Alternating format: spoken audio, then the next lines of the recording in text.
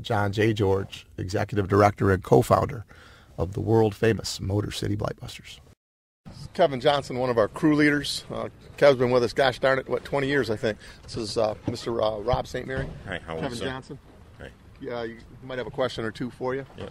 So what are you working on here today? We're working on a burned-out, dilapidated house that's blighting the city of Detroit that it needs to be out of here. It's terrible. Look at it. It's a mess. It's a stolen truck in the back. The truck has been vandalized. Who knows what took place in this house? It's just full of debris, burned out trash. Terrible for the neighborhood. It's awful. We don't need this around here. We don't need this anywhere. Especially not where you live, you know. You don't need that. It's awful. It's just ugly.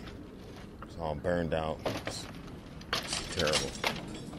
It fluctuates. You know, some years are better than others. Some years we have more people power. Sometimes we have some mechanical power. But this is Site 250.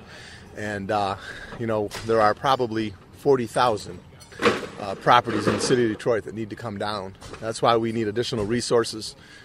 We really need the federal government to provide some national disaster dollars as far as I'm concerned. We need some help. If what happened to Detroit happened overnight, you'd have the National Guard here, you'd have the president here, you'd have helicopters flying around.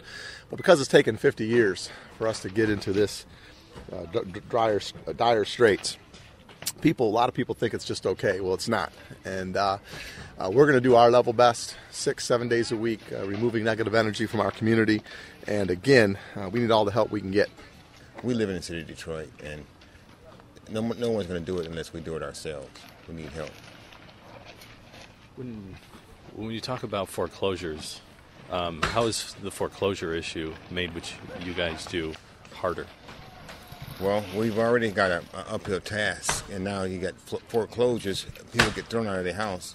It becomes dilapidated, burned out. So now that just increases what we're doing. It just increases it.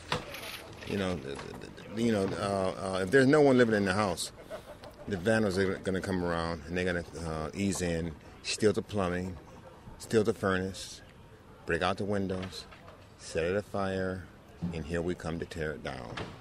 It's just a vicious, vicious cycle. I've always said public artworks is the icing on the Blight Busters cake. You know, we can go out and fix up and tear down and build up, but at a certain point, you got to decorate that cake. And we look to Chaz and his staff and his volunteers, and they've never let us down. You know, Buddha tells us just to be in the moment. Don't try to worry about the past. Don't try to worry about the future. All you have is the now. So that's really what the focus is, because if you worry too much about tomorrow, it'll drive you crazy because it's not here and your mind is stuck in the day. And if you worry too much about yesterday, it's going to really drive you crazy because it's over. You have nothing that you can do that, and you know, you can't bring the time back. So really the main thing is to stay in the moment. Because of this project, we've had several people that were literally about to leave town, and this project literally made them stay. Some of them for good, some of them a little longer, but they eventually left. But I think it's just, the way I see it is just that we need to just keep injecting more hope with these kind of projects, you know, and give people a reason to stay.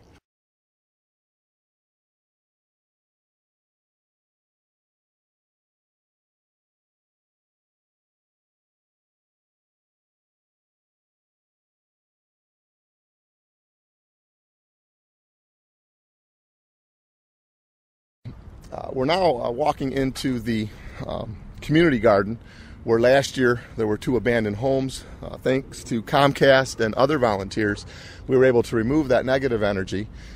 Ultimately, this will be a vegetable garden. We're going to be building a barbecue pit back here with a chimney and a pizza oven. And we have a lot of volunteers, and we want to be able to host our volunteers at different venues. So at the end of a day, after we've torn down another crack house or painted a mural or built a home or rehabbed a home, we can come back and break bread together, create friendships, and build bridges. And our number is 313-255-4355. Please call to volunteer or donate your time, resources, ideas, and energy. Thank you.